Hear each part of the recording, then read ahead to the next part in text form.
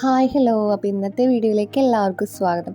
അപ്പോൾ ഇന്നത്തെ വീഡിയോയിൽ നമ്മൾ വൈറ്റമിൻ ഇയുടെ യൂസസ്, അതുപോലെ തന്നെ അതിൻ്റെ ഡെഫിഷ്യൻസി മൂലം നമ്മുടെ ശരീരത്തിൽ എന്തെല്ലാം മാറ്റങ്ങൾ ഉണ്ടാവും, പിന്നെ നാച്ചുറലായ രീതിയിൽ നമുക്ക് നമ്മുടെ വൈറ്റമിൻ ഇയുടെ ലെവൽ എങ്ങനെ ഇൻക്രീസ് ചെയ്യിക്കാം എന്നൊക്കെയാണ് കേട്ടോ ഇന്നത്തെ വീഡിയോയിൽ നമ്മൾ പറയാൻ പോകുന്നത്. അപ്പോൾ നമ്മുടെ ചാനൽ ആദ്യമായിട്ട് കാണുന്നവരാണെങ്കിൽ ഒന്ന് സബ്സ്ക്രൈബ് ചെയ്യണം. പിന്നെ വീഡിയോസിനെ കുറിച്ച് നിങ്ങൾക്ക് എന്തെങ്കിലും അഭിപ്രായങ്ങളോ നിർദ്ദേശങ്ങളോ ഒക്കെ ഉണ്ടെങ്കിൽ താഴെ കമൻ്റായിട്ട് രേഖപ്പെടുത്തണം. അപ്പോൾ നമുക്ക് വീഡിയോ സ്റ്റാർട്ട് ചെയ്യാം. നമ്മുടെ ശരീരത്തിൻ്റെ ശരിയായ പ്രവർത്തനങ്ങൾക്ക് നമുക്ക് ഒരുപാട് പോഷകങ്ങളും ധാതുക്കളും ഒക്കെ ആവശ്യമാണ്. അപ്പോൾ ഈ വൈറ്റമിൻ ഇ എന്ന് പറയുന്നത് ഒരു ആൻറ്റി ഓക്സിഡൻറ്റിൻ്റെ കലവറയാണ് കേട്ടോ. നമ്മുടെ ശരീരത്തിൽ ഉണ്ടാകുന്ന കൊഴുപ്പിനെയൊക്കെ അലിയിച്ച് കളയാൻ ഇത് സഹായിക്കും. അതുപോലെ തന്നെ നമ്മുടെ സ്കിന്നിലായിക്കോട്ടെ, തലമുടിയിലായിക്കോട്ടെ, എന്തെങ്കിലുമൊക്കെ പ്രശ്നങ്ങളോ കാര്യങ്ങളൊക്കെ ഉണ്ടെങ്കിൽ അതൊക്കെ നമുക്ക് ഇതിൻ്റെ ഉപയോഗം കൊണ്ട് നികത്താൻ സാധിക്കും. ഇപ്പം നമ്മുടെ സ്കിന്നിൻ്റെ കേസ് എടുത്ത് നോക്കുകയാണെങ്കിൽ നമ്മുടെ സ്കിന്നിൽ ഉണ്ടാകുന്ന ഡാർക്ക് സ്പോട്ട്സ്, അതുപോലെ സ്ട്രെച്ച് മാർക്കുകൾ, പിന്നെ കൈമുട്ടിലോ കാൽമുട്ടിലോ ഉണ്ടാകുന്ന കറുത്ത പാടുകൾ, പിന്നെ സ്കിന്നിലെ ഡ്രൈനെസ്, അങ്ങനെയുള്ള കാര്യങ്ങളൊക്കെ മാറ്റാൻ വൈറ്റമിൻ ഇ ഒരുപാട് ഹെൽപ്പ് ചെയ്യും കേട്ടോ.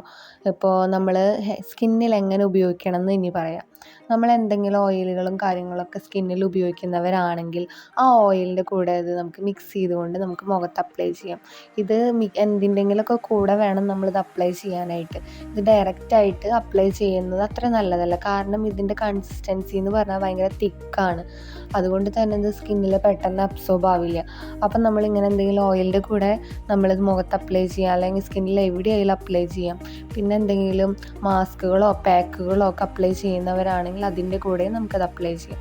ഇതുമല്ലെങ്കിൽ നിങ്ങൾ എന്തെങ്കിലും ലോഷനുകളോ ക്രീമുകളോ മോയ്സ്ചറൈസേഷൻ ആയിട്ടുള്ള ക്രീമുകളൊക്കെ ഉപയോഗിക്കുന്നവരാണല്ലോ. അപ്പോൾ അങ്ങനെയുള്ള സാധനങ്ങളൊക്കെ ഉപയോഗിക്കുന്നവരാണെങ്കിൽ അതിൻ്റെയൊക്കെ കൂടെ നമുക്കിത് ഉപയോഗിക്കാം കേട്ടോ. ഇനി നമുക്കിത് ഹെയറിൽ എങ്ങനെ അപ്ലൈ ചെയ്യാമെന്ന് പറയാം.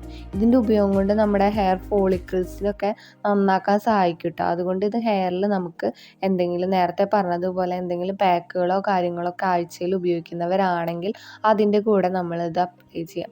ഇതുമല്ലെങ്കിൽ എന്തെങ്കിലും ഓയിലുകൾ സ്ഥിരമായിട്ട് യൂസ് ചെയ്യുന്നവരാണെങ്കിൽ അതിൻ്റെ കൂടെയും ഇത് അപ്ലൈ ചെയ്യാം. പിന്നെ ഇതാരും സ്ഥിരമായിട്ട് ഉപയോഗിക്കേണ്ട, ആഴ്ചയിൽ 2-3 പ്രാവശ്യം മാത്രം ഇത് ഉപയോഗിക്കുക. പിന്നെന്താണെന്ന് വെച്ച് കഴിഞ്ഞാൽ നമ്മളിത് ആദ്യമായിട്ട് അപ്ലൈ ചെയ്യുന്നവരാണെന്നുണ്ടെങ്കിൽ ഒരു പാച്ച് ടെസ്റ്റ് ചെയ്തതിന് ശേഷം അപ്ലൈ ചെയ്യുക.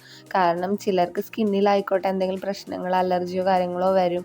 അല്ലെങ്കിൽ ഇപ്പോൾ ഹെയറിലാണെങ്കിൽ ചിലപ്പോൾ നമുക്ക് എന്താ പറയുക, തലവേദനയോ നീരിറക്കോ തുമ്മലോ അങ്ങനെയുള്ള എന്തെങ്കിലും പ്രശ്നങ്ങളൊക്കെ വരാൻ ചാൻസ് ഉണ്ട്.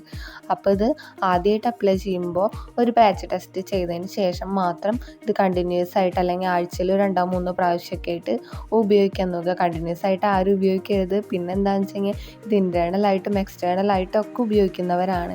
ഇൻറ്റേർണലായിട്ട് നമ്മളിത് യൂസ് ചെയ്യുമ്പോൾ ഒരു ഡോക്ടറുടെ നിർദ്ദേശപ്രകാരം മാത്രം ഇത് കഴിക്കാൻ ശ്രമിക്കുക.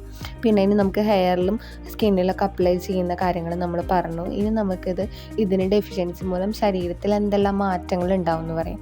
നമ്മുടെ ശരീരത്തിൽ നമ്മുടെ സ്കിന്നൊക്കെ എന്താ പറയുക, ഇതിൻ്റെ ഡെഫിഷ്യൻസി മൂലം നമ്മുടെ സ്കിന്നൊക്കെ ഭയങ്കരമായിട്ട് ഡ്രൈ ആവാൻ ചാൻസ് ഉണ്ട്.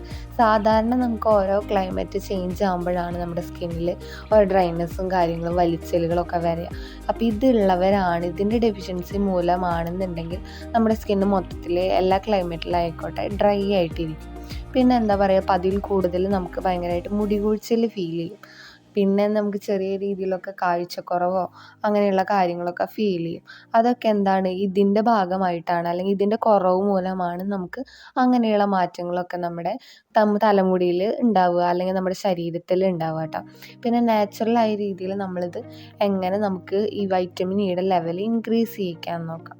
നമ്മൾ പരമാവധി നട്ട്സും കാര്യങ്ങളൊക്കെ കഴിക്കാൻ ശ്രമിക്കുക. ഇത് കുറവുള്ള ആളുകളാണെന്നുണ്ടെങ്കിൽ നട്ട്സും കാര്യങ്ങളൊക്കെ കഴിക്കുക. അതുപോലെ തന്നെ അവക്കാഡോ, പിന്നെ ലീഫി വെജിറ്റബിൾസ്. ഞാൻ ഒരുവിധം ചില വീഡിയോസിലൊക്കെ പറഞ്ഞിട്ടുണ്ട്. കാരണം ലീഫി വെജിറ്റബിൾസ് കഴിക്കുന്നത് വളരെ നല്ലതാണ്.